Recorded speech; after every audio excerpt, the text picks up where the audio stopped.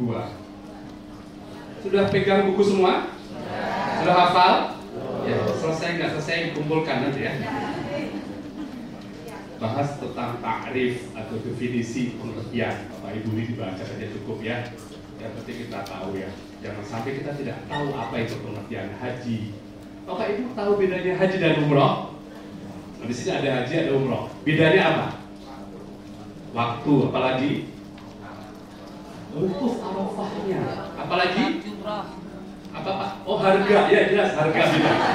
Harusnya harga ya. Kalau kondisi batinnya beda. Ada yang sudah pernah umroh? Mau di situ saya sambil turun. Gimana perasaannya Bapak? Ada yang deg-degan? Pas hubungan era mau berangkat deg-degan. Kenapa Pak? Baru kali ini ya? Rasanya seperti apa? Ingat waktu hubungan mertua pertama? Bapak Ibu tadi sudah sampaikan bersama kita sudah berjelas rasa deg-degan ya. Beberapa yang sudah diceritakan yang horor-horor itu menurut saya jangan-jangan yang kita sendiri juga belum pernah ngalamin itu ya. Apanya apa di sana macam-macam gitu. Nah dulu punya jemaah, saya punya jemaah lucu banget. Lucu banget, jadi pas pandemi Pak kita kesana kan harus pakai masker ya. Ada jemaah video itu merem takut gitu. Ustaz kenapa? Saya kira ada yang gampang. Gak taunya apa? Karet masker lepas. Karena sebenarnya kita harus sampai karena di sana ada pembalasan. Bapak Ibu mohon maaf. Ada nggak di asal Husna Allah maafkan dan tapi Bapak Ibu mohon maaf. Baik, biar materi kita selesai, Bapak Ibu, haji itu secara etimologi, lughatan itu adalah menuju ke Baitullah. Demikian juga umroh. Banyak bedanya Pak. Di antaranya rukunnya juga beda ya. Rukunnya beda. Bapak Ibu kalau umroh nggak ada wukuf dan haji itu intinya wukuf. Intinya wukuf. Apapun kondisinya, siapapun dia dalam keadaan apapun harus wukuf. Ada beberapa daerah di sekitar kita yang menurut saya juga harus diedukasi ya. Jadi banyak orang yang kadang-kadang mengejar hal-hal yang, maaf saya menyebutnya bukan sepele bukan, tapi kurang punya skala prioritas.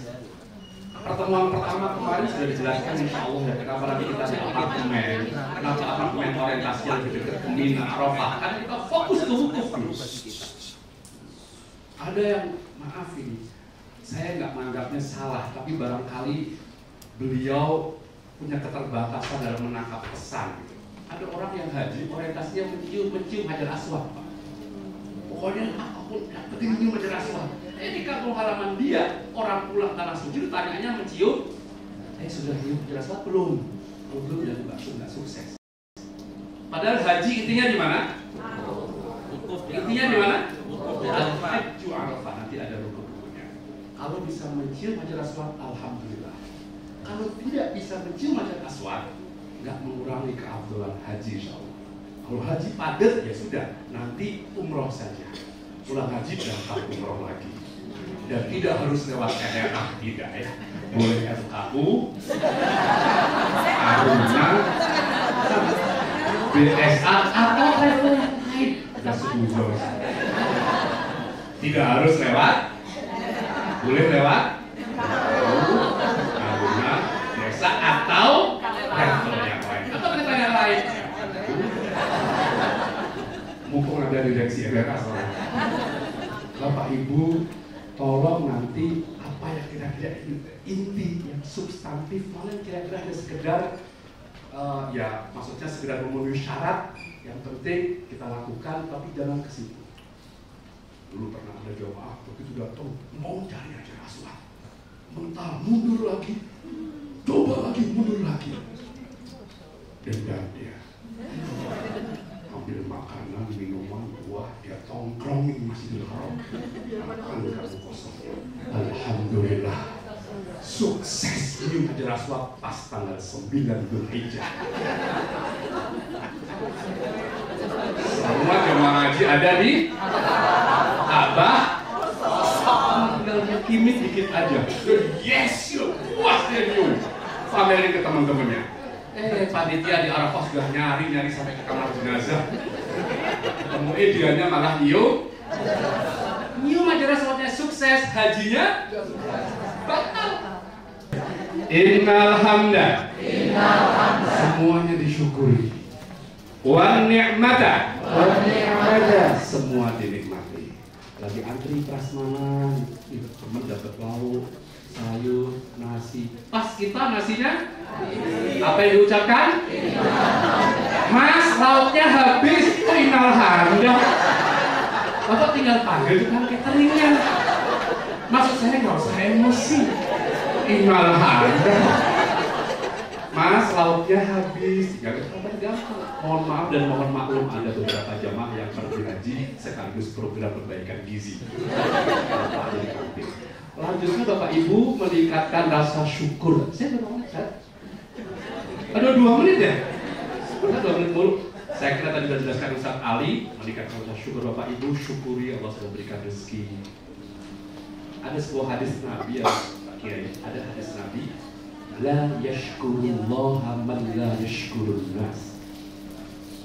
Atau kama qala Rasulullah sallallahu alaihi wasallam. Tidak dianggap bersyukur kepada Allah, atau mungkin terjemahannya kurang sempurna syukur kita kepada Allah. La yashkurun nas, kalau kita nggak berterima kasih pada sesama. Bapak Ibu boleh mulai dicatat kira-kira siapa orang-orang yang punya jasa Bapak Ibu bisa berangkat ini dan ucapkan syukur, terima kasih pada dia. Saya yakin sekali yang pertama jelas orang tua kita, Bapak Ibu. Ya, Bapak Ibu, kalau orang tua masih ada, datangi, cium tangannya, ucapkan terima kasih Bapak, terima kasih Ibu, karena doa-doa beliau Bapak Ibu tahun ini berangkat insya Allah. Dan bisa jadi ada sebagian beliau yang sampai akhir hayatnya nggak sempat haji, bukan nggak mau, tapi karena mementingkan kita. Bapak Ibu, kalau orang tua yang masih ada datangi, tulus ucapkan terima kasih Ibu. Doa-doa yang tanpa sepengetahuan kita itu yang dikabulkan saat ini. Dan kalau orang tuanya sudah berpulang, ziarahi makamnya, kunjungi makamnya, doakan beliau. Jika Bapak Ibu ada rezeki, badalkan haji beliau. Daftar badal haji sebagai bukti bakti kita tidak seberapa dibanding dengan perjuangan beliau. Rasulullah pernah tanya oleh sahabat, ya Rasul, orang tuaku sudah wafat dan belum haji, sebagai anaknya apa yang aku lakukan? Bagi dia menjawab dengan pertanyaan lagi, kalau orang tuamu punya hutang, apa yang kamu lakukan? Aku akan melunasinya ya Rasul. Lunasi hutang orang tuamu dengan membadalkan haji almarhumah. Oh, sama kalau Rasulullah SAW. Bapak Ibu, kalau orang tua sudah wafat, apalagi orang tuanya belum haji, badalkan. Dan kalau Bapak Ibu orang tuanya masih hidup, masih ada dan belum haji, pastikan dari lisan beliau keluar kata-kata, aku rela, aku ikhlas. Apa mak aku haji, aku ikhlas ya. Pastikan itu. Jangan Bapak Ibu berangkat kalau beliau nggak ikhlas dan nggak ridho. Ridho walidain, syukur fi sirrihima, sallallahu alaihi wasallam. Bapak Ibu minta izin, pamit, jangan diam. Pernah saya menemui orang tua yang lapor, sampai hati anakku. Dulu aku mau berangkat ke tanah suci, aku tunda. Keinginanku ke Baitullah aku tangguhkan demi sekolah dia, kuliah dia berumah tangga. Sekarang dia berangkat, aku dipamiti aja tidak. Karena doa. Bapak Ibu sekali lagi, bagi orang tua yang sudah wafat, yuk kita tundukkan kepala, kita baca Fatihah untuk beliau. Semoga beliau mendapatkan kuburnya, ditinggikan derajatnya, diampuni segala khilafnya, diterima amal ibadahnya dari kita semua, dipertemukan di surga Allah Subhanahu wa Ta'ala. Al-Fatihah.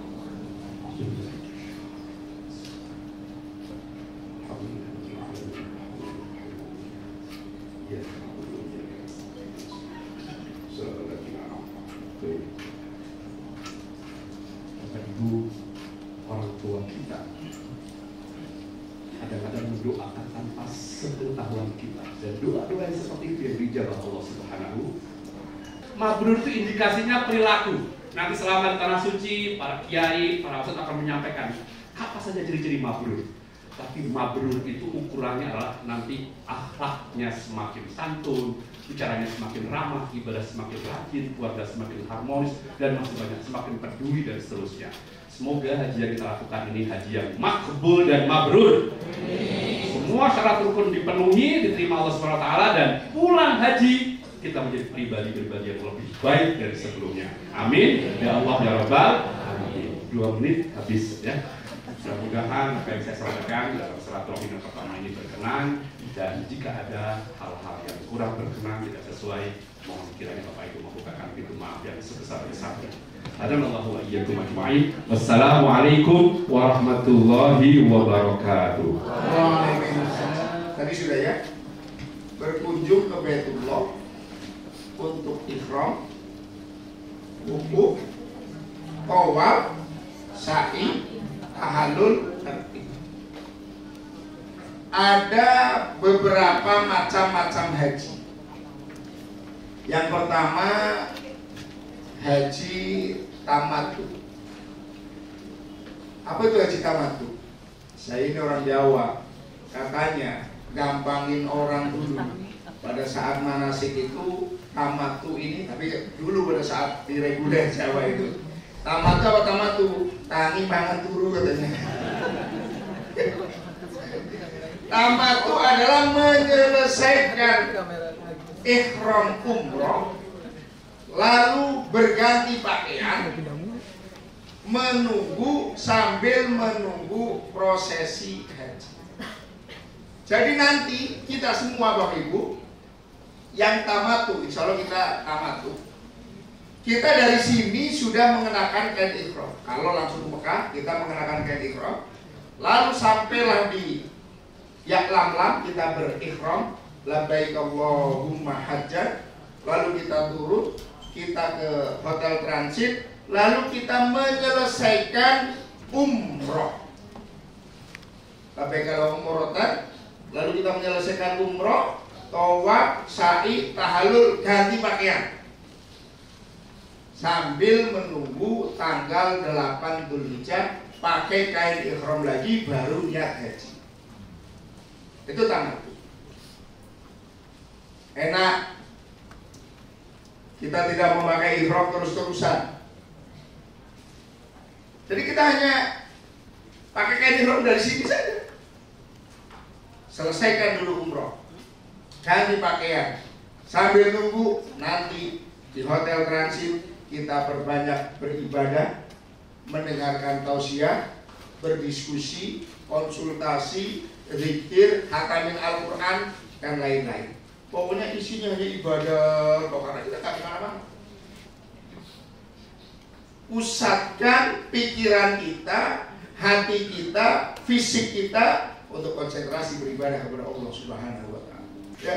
Jadi tawaf gambaran kita. Tawaf itu menggambarkan kita kepada duniawi, kepada ukhrawi, kepada akhirat, kepada ibadah. Makanya ada istilah tawaf sunnah, nggak ada sa'i sunnah. Karena tawaf itu menggambarkan kita sedang mencari ukhrawi. Kalau kita dunianya sudah selesai, kita perbanyak untuk melakukan ukhrawi. Kalau sudah pensiun, nggak usah getol-getol lagi kerja. Tinggal getolnya ke masjid, pakai koko, pakai sarung, udah. Dari maghrib sampai isya nggak pulang.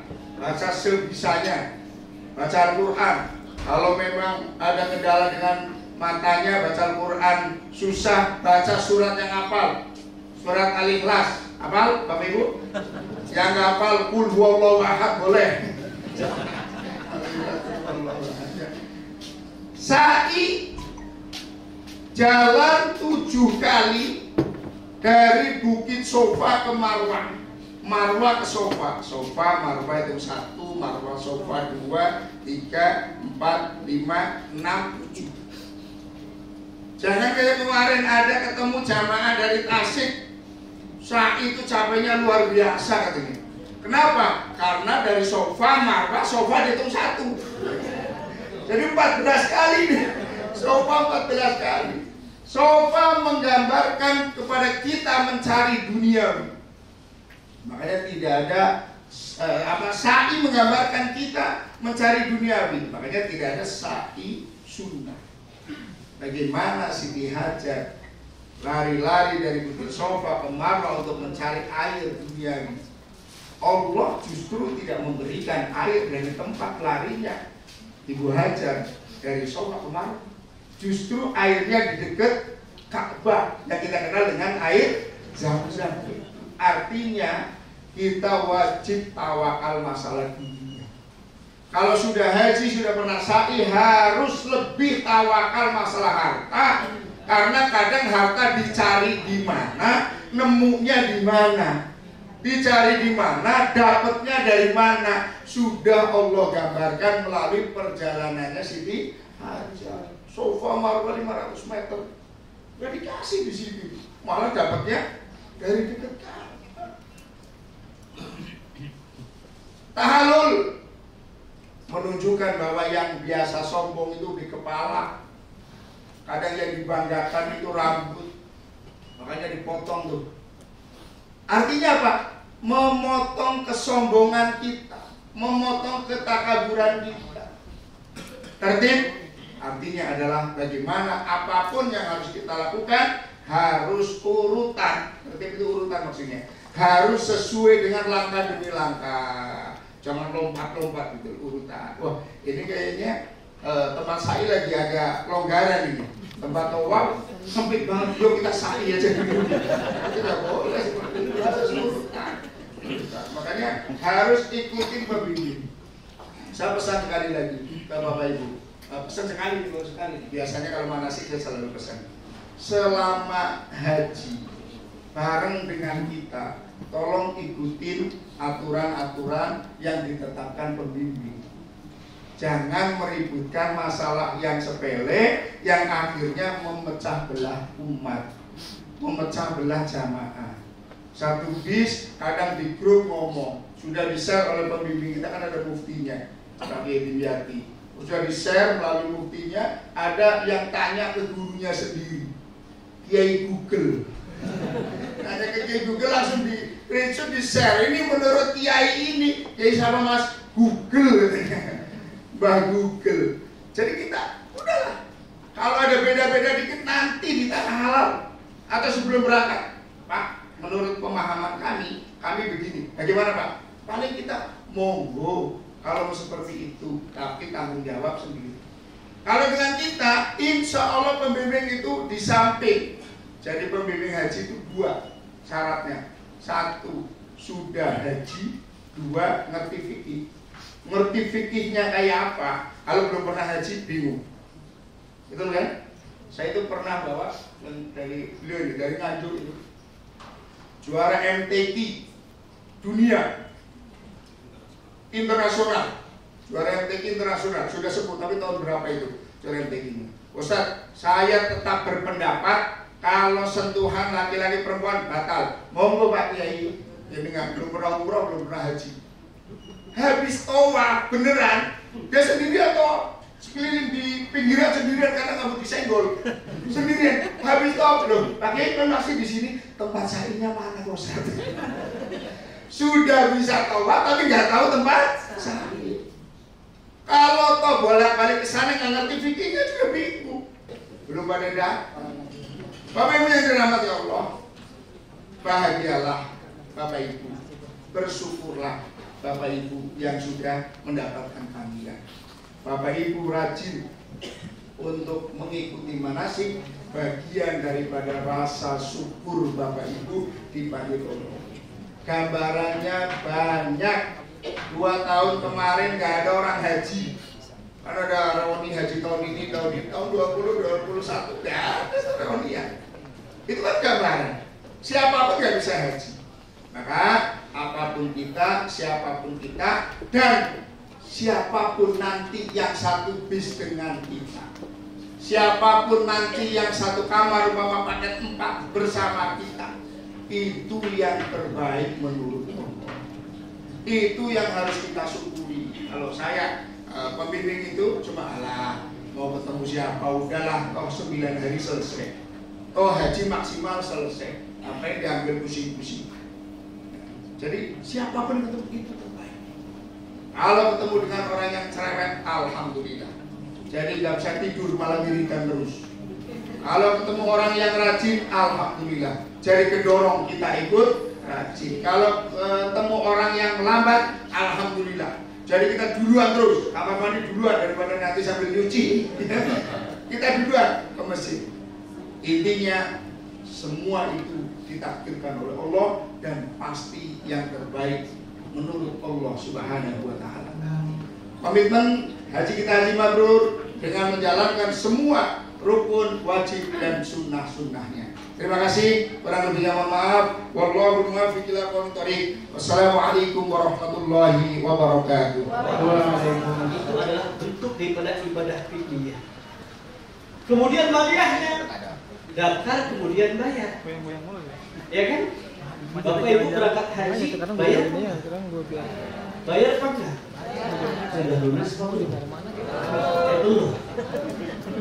Coba saya tanya kira-kira ada nggak di antara kita yang hadir di majelis manasik ini berangkat haji nggak pakai bayar?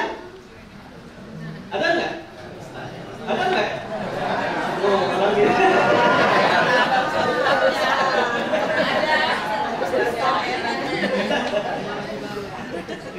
Ini namanya haji dikasih orang. Namanya juga ustadz Bapak Ibu. Ustadz itu singkatan usaha tanpa dana. Itu namanya ustadz. Haji gratis, umroh gratis. Alhamdulillah. Makanya ustadz itu gak ada gajinya. Gaji mah tipis. Ya kan? Ustadz mah gak ada gajinya. Gaji itu tipis. Dapatnya itu daging. Jadi tebel-tebel itu ustadz ya. Nah kemudian oleh karena kita insya Allah akan melaksanakan haji tamattu, berarti kita akan mendahulukan umroh baru haji. Saya akan urut perjalanan kita. Dengarkan baik-baik, insya kita nggak tahu jam berapa kita akan berangkat naik pesawat. Kita masih menunggu informasi dari panitia, ya kan? Maka nanti ketika kita ingin berangkat dari rumah, seluruh jamaah haji itu sudah melaksanakan mandi ihram. Jadi mandi ihramnya itu di mana? Di rumah.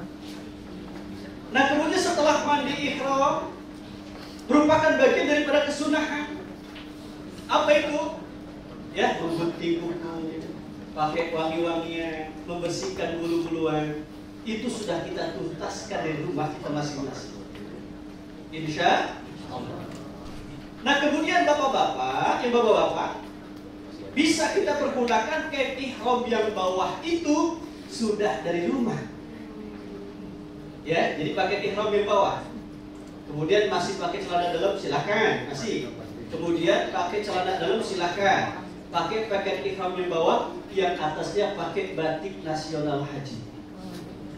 Insya Allah. Nah kemudian nanti kita akan take off pesawat menuju Jeddah. Perjalanan dari Jakarta menuju Jeddah sekitar 9 jam. Nanti kira-kira 1 jam sebelum kita landing bandara Jeddah, kita akan mendapatkan informasi dari pesawat kepada seluruh jamaah yang ingin melaksanakan mikot di Yalamlam.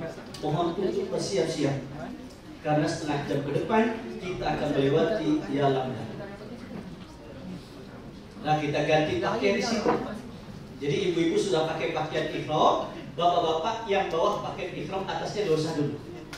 Nanti kita akan salib, kita akan buka setelah kita makan. Biasanya kan makan 2 kali ya, ya kan? 1 jam kita take off, kita makan. Kemudian 2 jam setengah sebelum kita landing dikasih makan lagi. Ya setelah kita makan, nanti kita ganti pakaian ihram. Ya di pesawat. Ya batiknya kita lepaskan, kaos dalamnya kita lepaskan, celana dalamnya kita lepaskan. Yang kita kenakan itu adalah ya 2 helai kain ihram yang atas dan bawah bagi laki-laki. Nah kemudian sebelum kita melaksanakan tawaf, sedikit saya sampaikan tentang tempat-tempat mustajab yang ada di dalam Masjidil Haram. Ini adalah rukun Hajar Aswad. Ini adalah pintu Ka'bah. Antara pintu Ka'bah dan Hajar Aswad itulah yang disebut dengan multazam. Apa itu multazam Bapak Ibu? Antara pintu Ka'bah dan Hajar Aswad. Apa itu multazam? Antara Hajar Aswad dan pintu Ka'bah. Apa itu artinya multazam? Jadi posisinya itu adalah antara pintu Ka'bah dan Hajar Aswad. Multazam itu kata Nabi, maudhi'un yustajabu fihi doa. Multazam itu adalah tempat yang sangat mustajab untuk berdoa. Maka multazam itu asal kata dari iltazama, yang artinya mesti. Maka orang-orang yang berdoa di depan multazam mesti doanya dijawab sama Allah. Insya Allah. Nah, ini adalah Hijr Ismail Bapak Ibu yang tadi ceritakan oleh Dr. Sugiarto. Ini sejak tahun berapa kan ini dibangun? Kok dulu nggak ada? Padahal sudah ada. Lucu kita cerita ya. Ini adalah rukun Hajar Aswad. Ini adalah Hijr Ismail. Hijr Ismail itu adalah bangunan setengah lingkaran yang berada di samping Ka'bah. Dan ini tempat yang sangat mustajab untuk berdoa. Kalau bisa di luar waktu umroh, di luar waktu haji, kalau bisa kita sempatkan, kita bisa melaksanakan sunat di dalam Hijr Ismail. Kenapa? Kata Nabi, barang siapa yang melaksanakan sholat di dalam Hijr Ismail, seakan ia melaksanakan sholat di dalam Ka'bah. Subhanallah. Ini tempat yang sangat mustajab. Di atas itu Bapak Ibu, itu ada pancoran emas. Bawahnya itu adalah tempat yang sangat mustajab untuk berdoa. Kadang jamaah haji, jamaah umroh, mereka ingin sekali doa di bawah pancoran emas dalam Hijr Ismail. Karena itu tempat yang sangat mustajab untuk berdoa. Kalau saya alhamdulillah setiap hari doa di pancoran emas. Karena rumah saya di Depok, kecamatan Pancoran Emas. Nah kemudian kita akan mulai untuk melaksanakan doa. Di mana mulainya? Mulainya itu pada rukun Hajar Aswad. Nih, ini rukun Hajar Aswad. Ditandai nanti dengan lampu berwarna hijau di sebelah kanan di atas. Ketika kita tengok sebelah kanan sudah ada lampu warna hijau, berarti kita sejajar dengan rukun Hajar Aswad. Hadapkan tubuh kita ke Ka'bah, lambaikan tangan sambil mengecup, itulah yang disebut dengan istilah. Agak sulit kalau sampai kita mendekati multazam, maka nanti kita akan mundur. Mundur pun kadang-kadang untuk mencari sejajar, tempat yang sejajar dengan multazam, itu agak sulit. Maka kita akan cari tempat yang agak kosong, yang agak lenggang, untuk bisa kita melaksanakan sholat sunat tawaf 2 rakaat. Ya, setelah berdoa di depan multazam, ya sunnah kita melaksanakan sholat sunat tawaf itu di depan makam Ibrahim. Nah, cuma kita lihat situasi dan kondisi. Menurut Imam Syafi'i, taghayyurul ahkam bitaghayyuril amkinati wa tasminati. Hukum itu bisa berubah dilihat dari situasi dan kondisi yang ada. Kalau kita nggak bisa mendekat makam Ibrahim, kita cari tempat saja. Cuma kita niatkan sholat itu seakan di depan makam Ibrahim. Sholat sunat tawaf itu 2 rakaat. Ya, sunnah setelah rakaat pertama setelah kita baca surat Al-Fatihah, baca surat Al-Kafirun. Rakaat kedua setelah baca surat Al-Fatihah, sunnah baca surat Al-Ikhlas. Kalau surat Al-Ikhlas nggak hafal, silahkan baca surat Qul Huwallahu Ahad. Sama-sama aja ya. Nah kemudian setelah kita melaksanakan sholat sunat tawaf 2 rakaat, langsung kita akan menuju mas'a, tempat sa'i. Kita akan menuju tempat sa'i.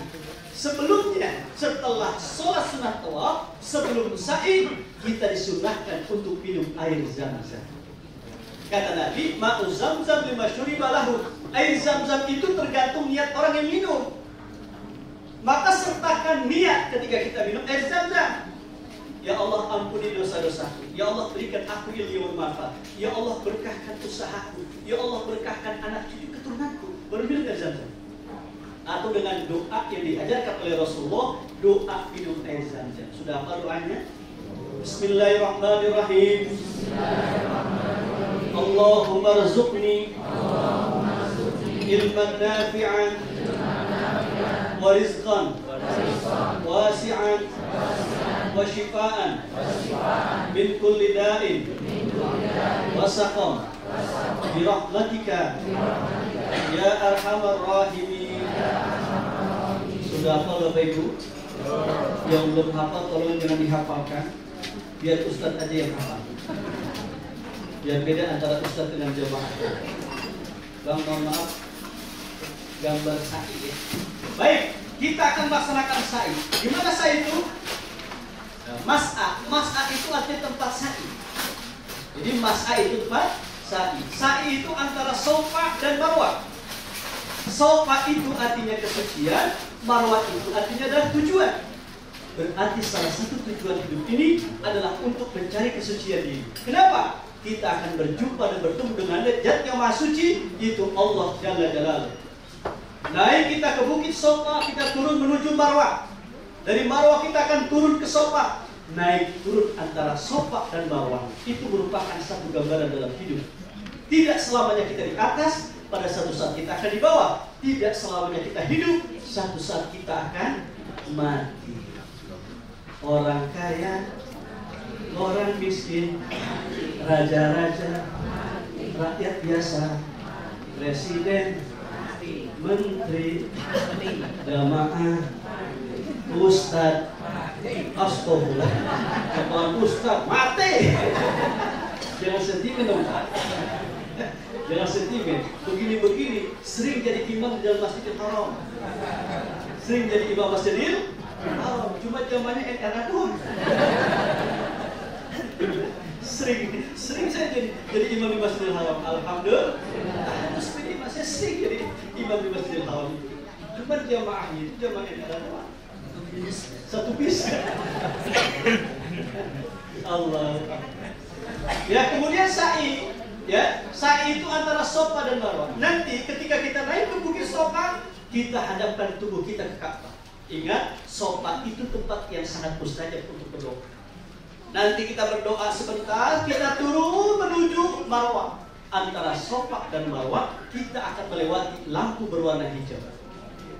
Ketika kita melewati lampu berwarna hijau, kita disunnahkan untuk berlari dari kecil.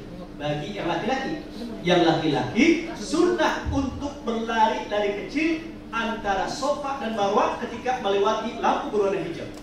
Sambil membaca doa, coba ikuti. Rabbikfir, warham, wa'fu, wa takarram, wa tajawaz, amma ta'lam, innaka ta'lam, ma la na'lam, innaka antallah al-a'azzul akram. Sudah hafal? Inna lillahi wa inna ilaihi raji'un. Ada satu pendapat kalau kita nggak hafal doa itu, baca Rabbi firli warhamni wajburni warfa'ni warzuqni wahdini wa'afini. Sudah hafal? Kalau belum hafal terlalu. Berarti nggak sholat ini orang. Ya kan? Nah, kemudian sampai kita ke Marwah, kita turun lagi menuju Sofa.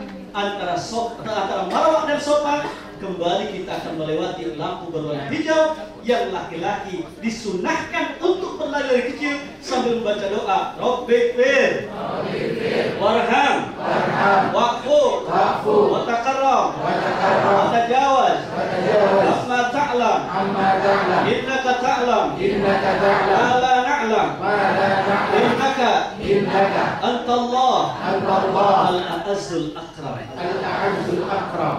Sofa Marwah satu kali hitungan, Marwah Sofa dua kali hitungan. Jadi ngitungnya bukan begini. Satu, bukan Pak, capek. Jadi 1, 2, 3, 4, 5, 6, 7. Berawal di Sofa, berakhir di Marwah. Jarak antara Sofa dan Marwah sekitar 400 meter. Kalau musim umroh normal, itu biasanya kita lakukan sekitar 45 menit. Kalau musim haji, wallahu a'lam bishawab. Kalau kurang nggak mungkin nih, bisa 1 jam atau 1 jam 20 menit. Maka persiapan fisik itu dari sekarang. Kemarin informasi dari dokter, mulai saat ini, mulai hari ini, besok, ya minimalnya setiap hari olahraga setengah jam. Ini persiapan fisik kan. Nah kemudian singkat, setelah kita melaksanakan sa'i, kita melaksanakan daripada rukun umrah yang terakhir adalah tahallul. Menggunting rambut minimalnya 3 helai rambut. Rambut yang kita gunting, rambut yang kita cukur, rambut yang kita potong, insya Allah akan menjadi saksi di hari kiamat kelak sebagai bukti tanda cinta kita kepada Allah. Oleh karena kita mau memenuhi panggilan Allah Subhanahu wa taala. Labbaik Allahumma hajjan. Aku penuhi panggilan-Mu ya Allah untuk melaksanakan ibadah haji. Mudah-mudahan haji kita menjadi haji yang mabrur, haji yang makbul, haji yang diterima oleh Allah Subhanahu wa taala. Dan ketika tahallul, bapak-bapak sunnah untuk dibotak. Dulu ya, Pak. Insya Diki Mas Nurdin baru pulang umroh kemarin. Kepalanya sudah botak. Insya Allah beliau mendapatkan 3 doa dari Rasulullah. Oleh karena Rasulullah itu pernah berdoa, Allahumma ighfir lil muhallikin, Allahumma ighfir lil muhallikin, Allahumma ighfir lil muhallikin. Ya Allah, ampunilah dosa-dosa orang yang mencukur habis rambutnya ketika tahallul. Itu sampai 3 kali doa mengucapkan seperti itu. Sampai sahabat bertanya, walil muqassirin ya Rasulullah, untuk orang yang memendekkan rambutnya bagaimana ya Rasul? Walil muqassirin, dan untuk orang-orang yang memendekkan rambut. Jadi, ya, yang membotak kepalanya itu dapat 3. Ya, yang cuma memendekkan rambutnya itu dapat 1. Bapak-bapak mau 3 atau 1? Apanya? Istrinya. Baik, kami dirahmati oleh Allah. Setelah kita melaksanakan tahallul, berarti selesai kita melaksanakan ibadah umroh. Itulah haji tamattu, mendahulukan umroh baru haji. Demikian. Assalamualaikum warahmatullahi wabarakatuh. Waalaikumsalam. Di mana nih? Sekali lagi daun salam dulu ke dong-dong. Ya, dicampur air hangat. Kalau diberi salam, jawab dong dengan semangat, ya. Karena sebenarnya salam itu isinya doa. Saya jauh-jauh dari Depok, ya, ke sini selain memang ada tugas dari panitia untuk memberikan manasik atau menjawab berbagai pertanyaan dari jamaah, khususnya berkaitan dengan ibadah haji dan umroh. Juga tentunya ingin mendoakan kepada semua yang hadir, di mana di dalam salam tadi ada 3 doa, ya. Jadi dari ucapan Assalamualaikum warahmatullahi wabarakatuh itu ada 3 doa. Yang pertama, mudah-mudahan yang hadir di tempat yang mulia ini semuanya diselamatkan dunia akhirat. Yang kedua, isi doanya adalah mudah-mudahan semua yang hadir mendapatkan curahan rahmat kasih sayang Allah. Dan yang ketiga, isi doanya adalah mudah-mudahan semua yang hadir ini mendapatkan keberkahan dari Allah Subhanahu wa taala. Yang diam aja kayaknya enggak mau selamat, enggak mau rahmat dan lain-lain. Oleh karena itu sekali lagi yang kompak, Assalamualaikum warahmatullahi wabarakatuh. Waalaikumsalam warahmatullahi wabarakatuh. Ya, mudah-mudahan semua yang hadir oleh Allah Subhanahu wa taala diselamatkan dunia sampai akhirat. Jadi ahli-ahli surga semua, amin. Yang kedua, mudah-mudahan dirahmati Allah, disayang oleh Allah Subhanahu wa taala. Dan ketiga, mudah-mudahan diberkahkan hidupnya oleh Allah Subhanahu wa taala. Tidak akan sengsara, tidak akan belangsak, semuanya akan bahagia. Amin ya Allah ya Rabbal alamin. Mungkin di antara Bapak Ibu ada yang kurang paham apa itu mufti manasik, karena mufti ini bahasa Arab, ya, bukan bahasa Indonesia. Mufti, pengertian mufti ini adalah orang yang memberi fatwa hukum, ya, memberi fatwa hukum atau pemutus hukum. Apakah ini boleh atau tidak? Apakah ini kena dam atau tidak? Kena damnya apakah hanya memberi makanan kepada 6 orang miskin di tanah suci, atau kena damnya harus motong kambing, atau kena damnya harus motong onta, ya.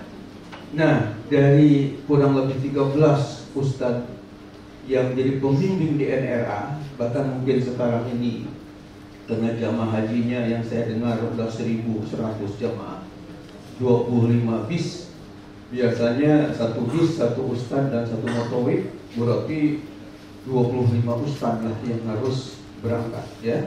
Bapak Ibu yang dirahmati Allah, nah saya yang doif ini, yang serba kekurangan ini, oleh Bu Irma diberi amanah yang cukup berat ya. Selain pembimbing, juga saya sekaligus diminta menjadi mufti, pemberi, pemutus hukum fatwa-fatwa haji dan umroh dari tahun 2002 ya sampai sekarang. Jadi dari sekian ustaz itu dipilih mana yang untuk menjadi mufti ini. Hanya mufti ini hanya satu orang. Gunanya mufti ini dibentuk atau dikatakanlah yang dipilih, tujuannya adalah supaya jamaah haji dan umroh dari mulai katakanlah manasik di Indonesia sampai nanti ke tanah suci, karena mufti ini harus berangkat ya, sebab kalau nggak berangkat nanti untuk masalah-masalah yang timbul di Arafah, di Mina, di sana, nanti siapa nanti pemutus hukum? Nah, jadi saya termasuk yang terpilih untuk menjadi mufti. Gunanya supaya ketika jamaah ada hal-hal yang kurang jelas dalam masalah hukum, khususnya ibadah haji dan umroh, ada yang memberikan penjelasan dan keputusan hukum ya. Kemudian kenapa satu orang yang diberi dijadikan mufti tadi ya, karena masalahnya kalau ada 2 orang atau 3 orang mufti di grup NRA ini dikhawatirkan nanti akan rancu ya, karena mungkin antara ustadz satu dengan lain karena beda katakanlah rujukannya, atau mungkin ada juga yang beda gurunya ya, sehingga bisa jadi ada khilafnya. Jangankan misalnya ya yang beda paham gitu, yang masih satu mazhab Syafi'i saja, kadang-kadang Imam Ibnu Hajar Al-Haytami dengan Imam Syamsuddin Ar-Razi suka beda pendapat. Imam Nawawi dengan Imam Ar-Rafi'i kadang-kadang suka beda pendapat.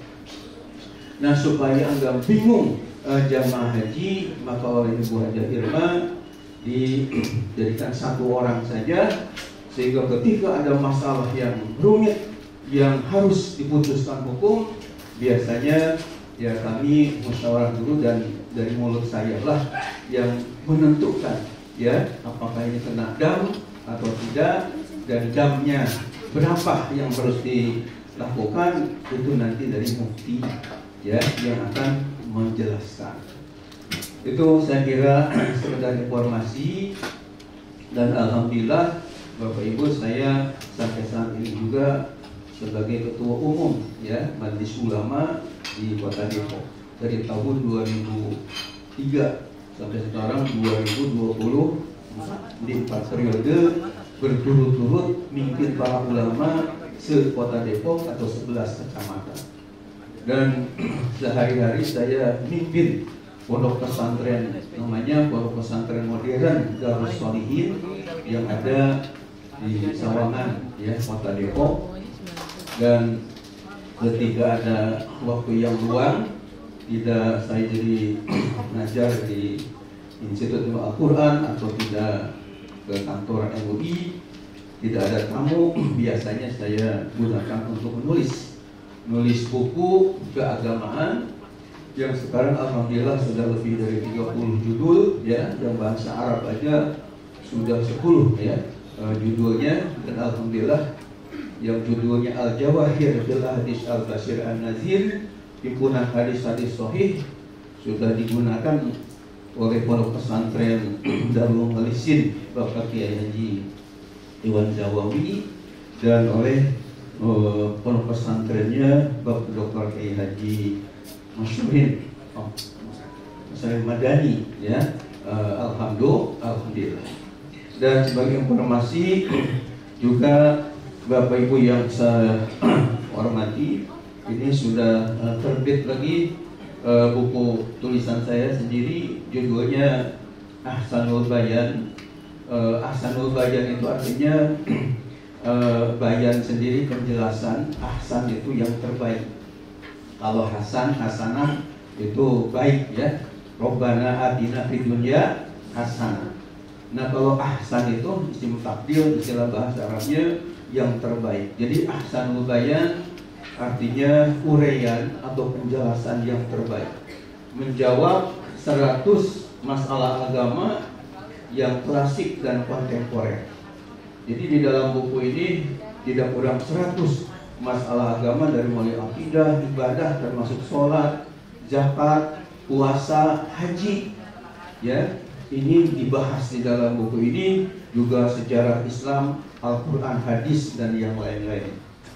Dan alhamdulillah sudah disambut, artinya ada kata sambutan dari Syekh Iqbal Khan ini, Dewan Pertimbangan MUI Kota Depok, kemudian dari Profesor Dr. Kiai Haji Rahmat Syafi'i LSMA, Ketua Umum MUI Provinsi Jawa Barat, dan dari Profesor Dr. Kiai Haji M.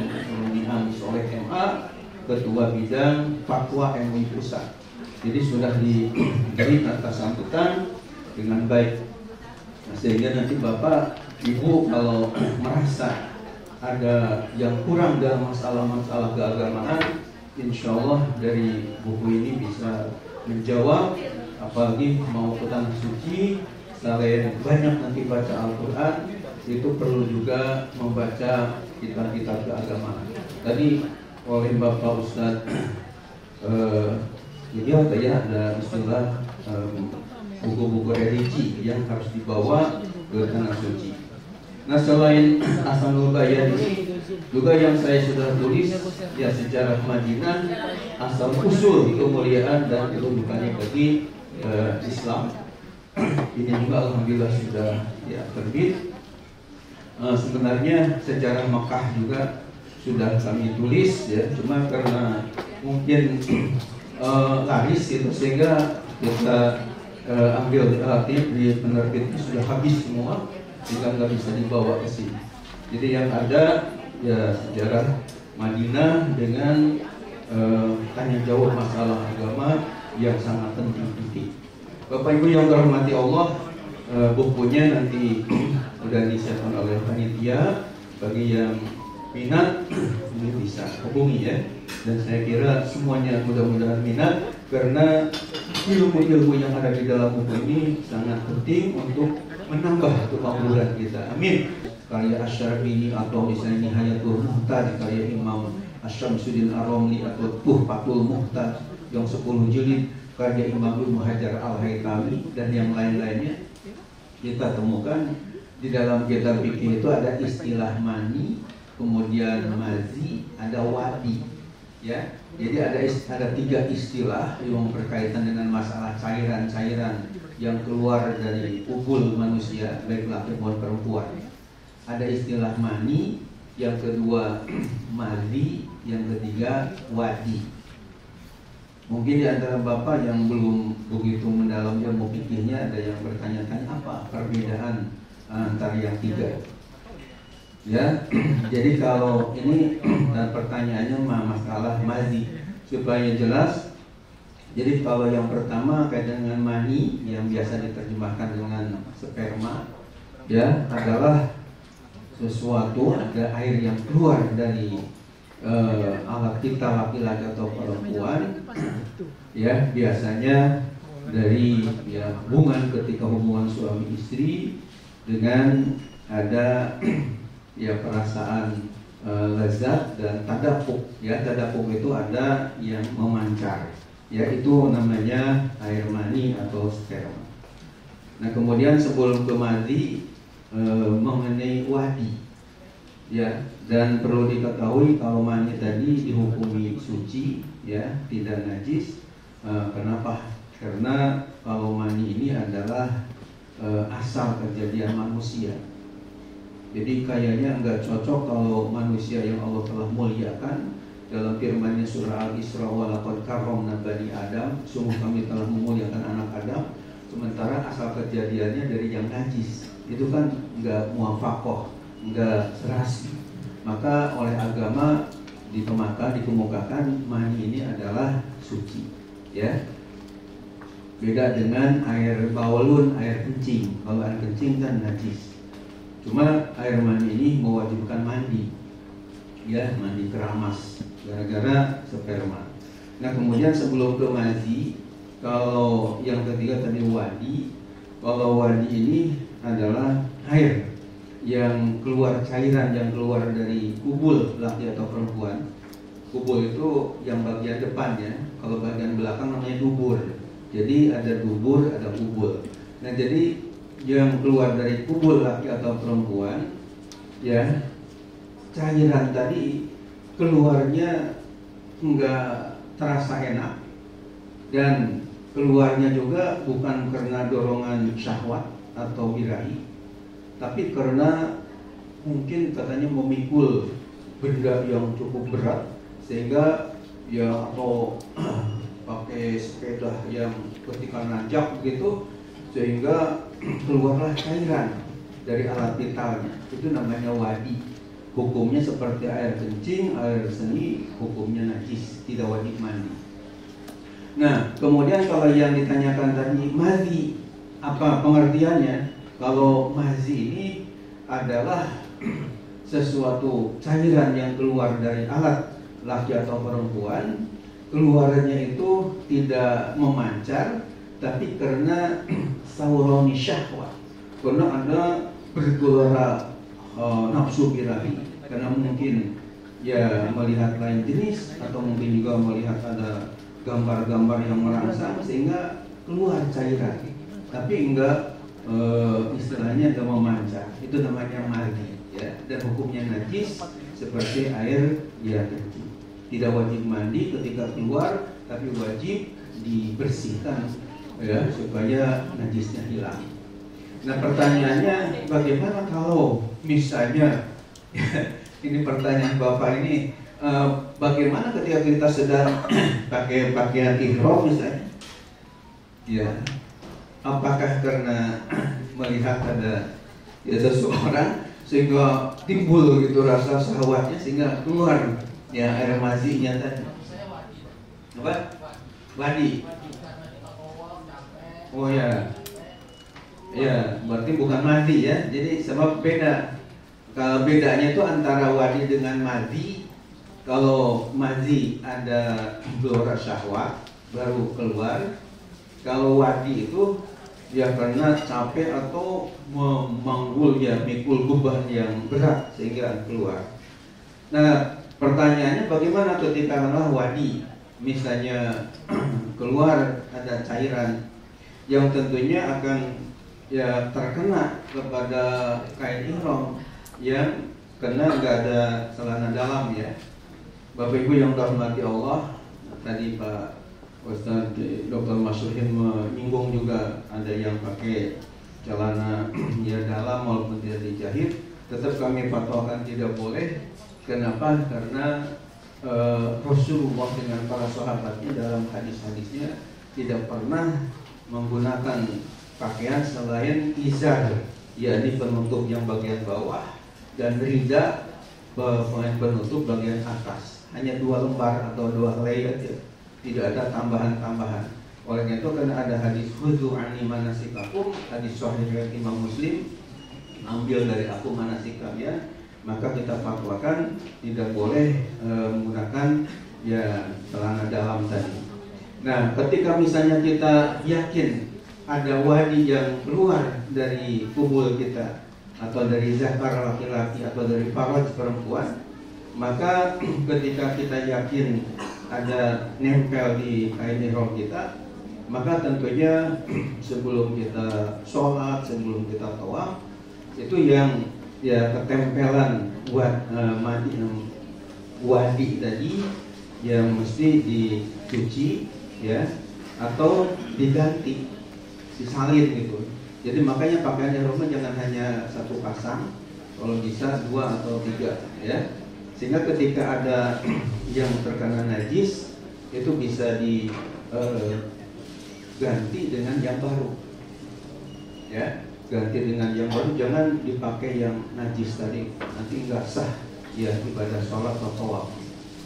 Jadi caranya kalau memang hanya punya itu-itunya, ya diusahakan yang yakin terkena dicuci sampai yakin hilangnya itu najis, bisa dipakai lagi. Tapi kalau misalnya diganti dengan yang baru, untuk bagian bawahnya kena kan, kalau atasnya nggak kena ya, masa robek itu atas muncrat kan nggak mungkin, apalagi wadi. Maka yang bagian bawahnya aja diganti dengan yang baru ya, sehingga menjadi sah ibadah sholatnya atau juga ibadah tawaf. Saya kira itu penjelasannya, mudah-mudahan bisa dipahami.